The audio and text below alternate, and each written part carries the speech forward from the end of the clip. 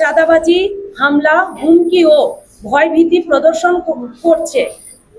এছাড়া তারা শহর জুড়ে ট্রাফিক কন্ট্রোলের সাথে যুক্ত শিক্ষার্থীদের খাবার, পানি, ট্যাব সহ অন্যান্য প্রয়োজনীয় জিনিস ক্রয়, রং, ব্রাশ ক্রয় এবং গাছ ক্রয়ের নাম করে বিভিন্ন ব্যক্তি ও প্রতিষ্ঠানের কাছ থেকে নগদ অর্থ আদায় করছে, যেখানে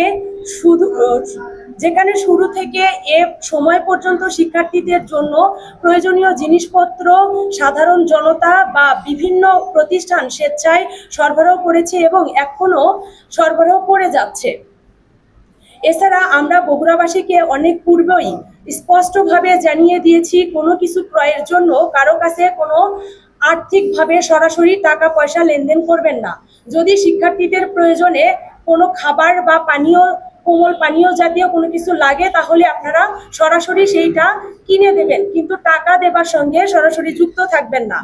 আমরা ইতিমধ্যে জানতে পেরেছি যে বগুড়াতে কিছু বিচ্ছিন্ন ঘটনা ঘটেছে, যেগুলো ভীষণ অপ্রীতিকর এবং নিন্দনীয়।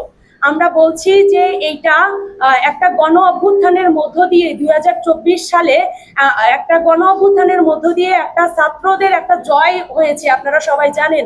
এখানে আমাদের বগুড়াবাসী সহ সারা বাংলাদেশের ছাত্র জনতা এবং ছাত্রদের পাশে জনতা একাতারে নেমে এসেছিলেন। তাদের অবদান আমাদের থেকে শত গুণ বেশি। আমরা বলছি যে একটা বিতর্কের অবস্থান তৈরি হয়েছে শহরে, কিন্তু এটার তাৎক্ষণিকভাবে সমাধান আমাদের হাতে নেই। কোনো একটা কুচক্রী মহল আমাদেরকে নানাভাবে দ্বিধায় ফেলছে, প্রশ্নের সম্মুখীন করছে এবং আমাদের নাম ব্যবহার করে তারা বিভিন্ন জায়গাগুলোতে, বিভিন্ন প্রতিষ্ঠানগুলো থেকে চাঁদা সংগ্রহ করছে এবং মেডিকেলের মতো জায়গায় একজন বিসিএস ডক্টরকে তারা আহত করেছে, তারা মারধর করেছে এবং বিভিন্ন জায়গায় হুমকি ধামকি চাঁদাবাজি করছে।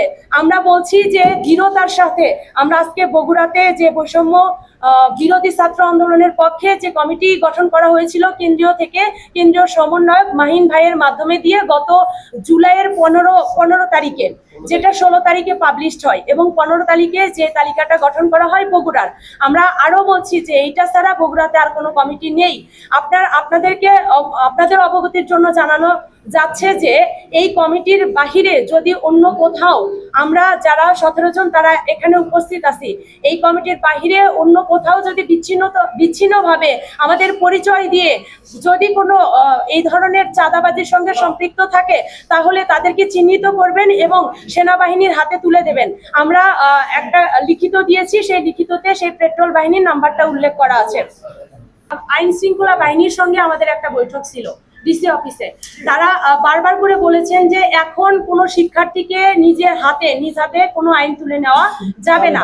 আমাদের একটা কি থাকতে পারে, আমাদের কথা বলার, মত প্রকাশের একটা স্বাধীনতা আছে, সেখান থেকে আমরা দাবি তুলতে পারি। এবং স্বৈরাচার সরকার থাকা অবস্থায় যদি তাদের কোনো এই ধরনের নথি আমরা পাই, অথেন্টিক কোনো ইস্যু যদি পাই যে তিনি বিভিন্ন ধরনের দুর্নীতির সঙ্গে যুক্ত আছে, সম্পৃক্ত আছে, তাহলে সেটা আইনের আওতায় নেওয়া হবে এবং সেই ব্যবস্থা নেওয়া হবে। এইভাবে যে স্ব প্রতিষ্ঠান কিংবা শিক্ষার্থীদের যে যৌক্তিক দাবি আপনার স্থানীয়ভাবে, এটা শিক্ষার্থীদের আন্দোলন, এটা শিক্ষার্থীরা নিজ নিজ দায়িত্বে করতে পারবে, এই নির্দেশনা বৈষম্য বিরোধী ছাত্র আন্দোলন কেন্দ্রীয় কমিটির পক্ষ থেকে দেওয়া আছে। কিন্তু এখানে আমাদের মানে স্ব প্রতিষ্ঠান থেকে তারা তাদের আন্দোলন, তাদের যে যৌক্তিক দাবি এবং আপনার হচ্ছে অধ্যক্ষের পদত্যাগ সহ সে দুর্নীতির সাথে জড়িত, তাদের এই যৌক্তিক দাবি নিয়ে তারা তাদের নিজ নিজ শিক্ষা প্রতিষ্ঠানের ব্যানারে করতে পারবে।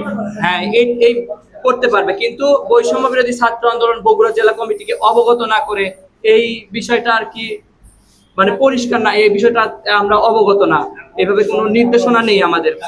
যে সকল ভাইরা মাঠে ছিলেন এবং এখনো তাদের যে সমস্যাগুলো নিয়ে তারা মাঠে রয়েছেন, আমরা তাদেরকে, যদি এগুলো যৌক্তিক হয়, তাদেরকে আমরা সাধুবাদ জানাই। কিন্তু একটা ব্যাপার হচ্ছে তারা যেন বিচ্ছিন্নভাবে কোনো কর্মকাণ্ড হাতে না নেয়। আমরা বলছি তাদের অবদান আছে, তাদের আমরা বারবার করে ইনশিওর করছি তারা ভালো কাজ করেছে, কিন্তু বিচ্ছিন্নভাবে কোনো একক কর্মকাণ্ড করতে গিয়ে যেন বিপদে পড়ে তার দায়ভার কিন্তু আমরা নেব না। এবং আমরা বলছি যে আমাদের কাছে একটা যোগাযোগ করে আমাদের একটু জানিয়ে যেন সকল ভাইরা এই কাজগুলো শুরু করে, এইটা আমাদের দিক থেকে একটা আহ্বান জানাচ্ছি, তাহলে আমরাও সেখানে তাদের পাশে দাঁড়াইতে পারবো।